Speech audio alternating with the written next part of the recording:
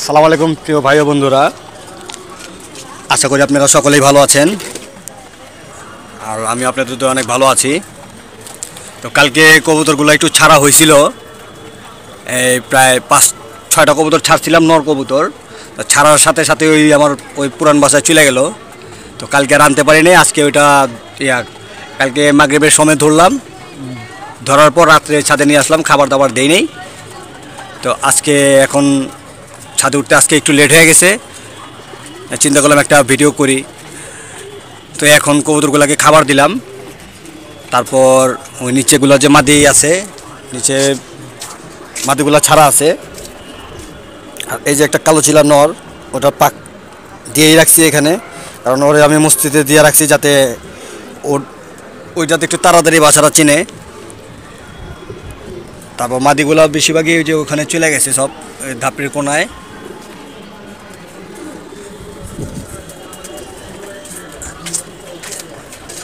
তারপর ওই যে ওই ছাদটার মধ্যে আমার আব্বু এখন কবুতর খাওয়াইতেছে, মানে কবুতর বন্ধ করতেছে মনে হয়, বোঝা যাইতেছে না।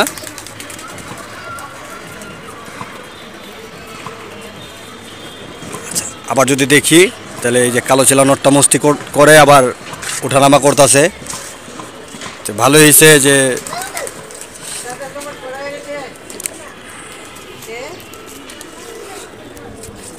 আজকে আবার একটু ঠান্ডা ঠান্ডা আছে, তাই কবুতরগুলোর জন্য একটু হালকা কুসুম গরম পানি নিয়ে আসলাম, যাতে পানিটা খায়া কবুতরের কোনো ধরনের ঠান্ডা এবং সর্দি যাতে না হয়, চোখও যদি না ওঠে। আর ভিতরে যদি কবুতরের কোনো ঠান্ডা থাকে তাহলে আপনার কবুতরের ঠান্ডাটাও একটু কমে যাব। আর কবুতরের জন্য এখন কুসুম গরম পানিটা খুবই জরুরি। যেমন আমাদেরই এখন দেখা যাইতেছে যে গলা বাইজা যায়, রাত্রেবেলা ঘুমেই ভালো, কিন্তু সকালবেলা ওইটা থেকে যে গলা খসখসা কাশি হইতেছে হালকা, বা নাকটা বন্ধ হয়ে যেতেছে, বা সর্দি হইতেছে এবং গলা ব্যথা, তেমন আমাদের যেহেতু হইতেছে, তো কবুতরেরও হয়। ওটা বাবা জানোয়ার বলতে পারে না। তো আমি যখন যে ওয়েদারে যে জিনিসটা অনুভব করব, আমার চিন্তা ধারণাও থাকবো যে আমার কবুতরের মনে হয় এমন হইতাছে, তো ওই অনুযায়ী আমি আমার কবুতরের দেখশন করতে হইব। তো আজকে গরম পানিটা আনছি, দেখলাম যে কবুতরগুলো একটু দেখেন একটু ফুলা ফুলা টাইপের। কি উপরে আইবা? পিঞ্জিরা লাগবে এটা তোমার? হ্যাঁ লাও, সমস্যা নাই। ওই যে ওই পাশে যে পালে ওই বড় ছাদটায়, এটা আমার ভাতিজা। এই যে মাদিগুলো সব ওইখানে আসলো হাঁটতে হাঁটতে। ওই যে আমার আব্বু ওই যে হাঁটতেছে, একটু ক্যামেরাটা জুম করি।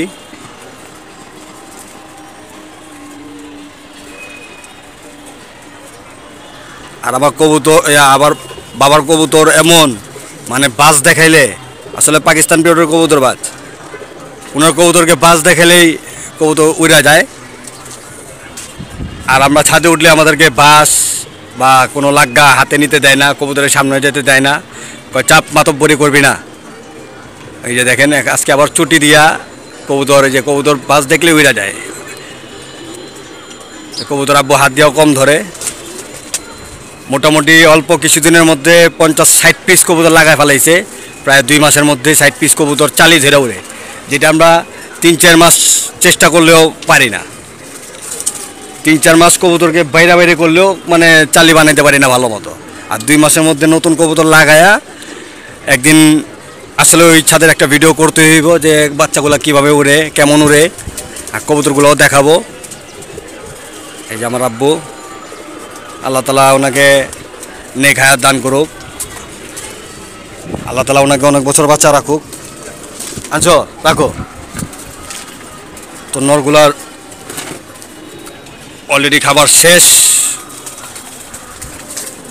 এই এই এই আর এই যে 2টা গুন্ডা, বাবারে বাবা, যে মারামারি করে। এই যে আমার এই কবুতরটা একটু ঠান্ডা ঠান্ডা ভাব লাগতেছে, হ্যাঁ চোখটা একটু ঝিমঝিম লাগতেছে ওর।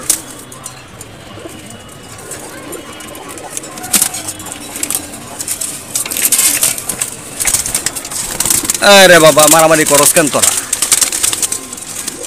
ঠিক আছে, তো এখন একটু পানি খাওয়ায় দেই। তো এখন আবার নিচে নামতে হবে আমার একটু।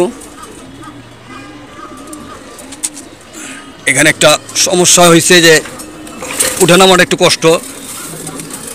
গ্রিল বায়া উঠতে হয়, গ্রিল বায়া নামতে হয়। যে দেখাই আমি কেমনে উঠি এবং কেমনে নামি। এই যে এখান থেকে একটা গ্রিল আছে, যে পাইপের কোনার থেকে ওই গ্রিল বায়া নামতে হয়। তোমার নর কবুতরের খাবার শেষ, এখন মাদি কবুতরগুলা ফাহিম। তো ওপর থেকে নামছি, এই যে গ্রিলের কথা বলছিলাম, এই যে গ্রিল থেকে বায়া নামতে হয় জানলা দিয়া। তো এখানে একটা সিঁড়ির সিস্টেম করতে হইব কয়েকদিন পর। তো এখন আমি মাদি কবুতরগুলো বন্ধ করে দিব। আর থরের কবুতরগুলো আল্লাহর রহমতে সবগুলা কবুতরের ডিম দিয়ে দিছে, কবুতরের ডিম দিছে। আর এর পেটে আমি এক পেয়ার ডিম চেলে দিব।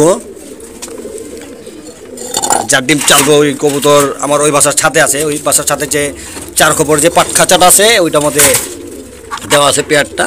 তো ডিমটা আমি এখানে সেট করে দিব।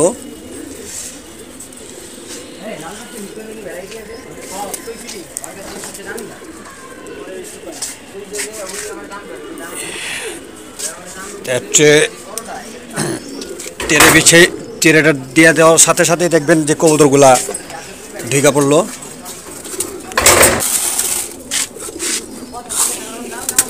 এই ট্রেতে খাবার দেওয়ার একটি সুবিধা, খাবার নষ্ট হয় খুব কম, অনেক কম নষ্ট হয় খাবার।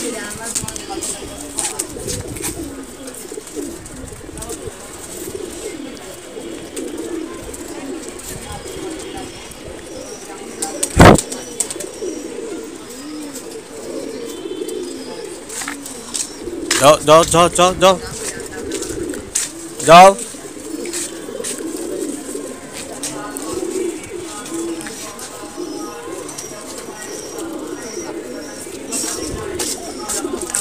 আল্লাহ জানে নটটা নাকি ওইটা আবার দৌড় দেয়। যাও ভিতরে যাও, ভিতরে যাও। হ্যাঁ, সবগুলা খাক।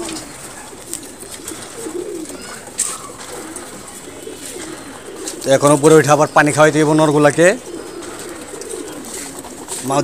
মাদি কবুতরগুলা খাইতে থাক, তার মধ্যে ক্যামেরাটা এখন অফ করে দিতে হইব, কারণ আবার ওই বাসার ছাদে যায়া ওই থরের কবুতরগুলোকে খাবার দিতে হইব। তো আমার ভিডিওটা ভালো লেগে থাকলে অবশ্যই আপনারা লাইক দিবেন এবং কমেন্ট করবেন। আর যারা এখন আমার চ্যানেলটা সাবস্ক্রাইব করে নেই তারা অবশ্যই সাবস্ক্রাইব করবেন। আর যারা অলরেডি সাবস্ক্রাইব করছেন তাদেরকে অসংখ্য ধন্যবাদ জানাই। আসসালামু আলাইকুম, ভালো থাকেন।